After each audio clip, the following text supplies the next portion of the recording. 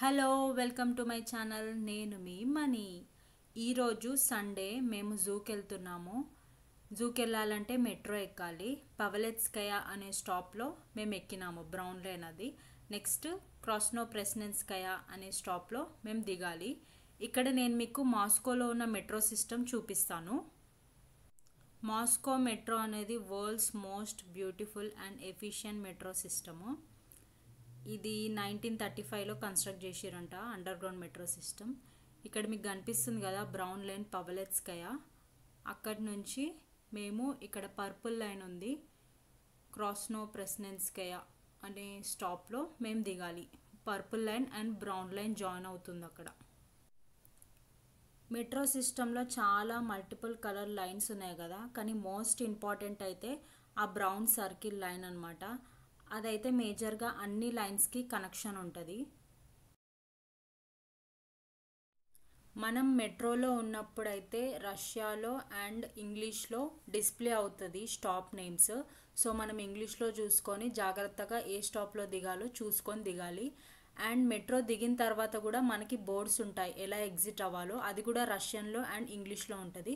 So అవి చూసుకుంటూ మనం బయటికి ఎగ్జిట్ అయిపోవాలి. ఇక్కడ చూసిరా మెట్రోలో ఇంతమంది ఉన్నా ఎవరి పని వాళ్ళే చూసుకుంటున్నారు. కొంతమంది ఫోన్ అండ్ బుక్స్, అలా చాలా కామ్గా ఉంటుంది.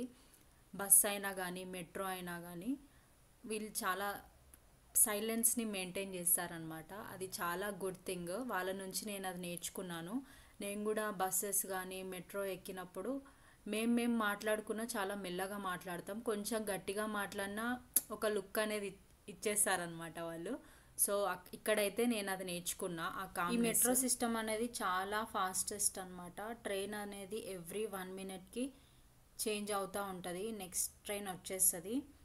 అండ్ ఇక్కడ మనం మెట్రోకి ఎంటర్ అయినప్పుడు మనకు ఒక కార్డ్ ఉంటుంది, అది ఏటీఎం కార్డ్ లాగా వాడొచ్చు. ఇక్కడ మనము బస్సెస్కి, ట్రామ్స్కి, మెట్రోకి సేమ్ కార్డ్ అనమాట.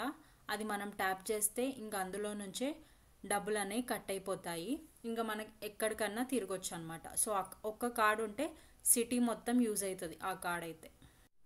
ఇప్పుడే మేము మెట్రో దిగినాము, చూస్తున్నారు కదా మాకు రైట్ సైడ్లో ఆ ట్రైన్ వెళ్ళిపోతుంది. మేము ఎక్కిన ట్రైన్ అది. చూడండి మెట్రో బయట వ్యూ ఎంత బాగుందో. ఒక రాయల్ ప్యాలెస్ లాగా మార్బుల్ పిల్లర్స్ తోటి ఒక మ్యూజియం లాగా కనిపిస్తుంది. మనం మెట్రోలో ఉన్నామా లేదా ఒక మ్యూజియంకి వచ్చినామా అనే ఫీల్ మనకు వస్తుంది అనమాట. మేము ఇప్పుడు మెట్రో బయటికి వచ్చేసినాము. అక్కడి నుంచి ఎగ్జిట్ అయిపోవాలి, పైకి వెళ్ళి ఎగ్జిట్ అయిపోవాలి. అది కూడా చూపిస్తాను నేను మీకు. బయట ఎలా ఉందో కూడా చూపిస్తాను. కొంచెం చల్లగా ఉంది, సో అందరు జాకెట్స్ వేసుకున్నారనమాట. ఇక్కడ ఇలా బయటికి ఎగ్జిట్ అయిపోవాలి. చూడండి బయట వ్యూ కూడా చాలా బాగుంది.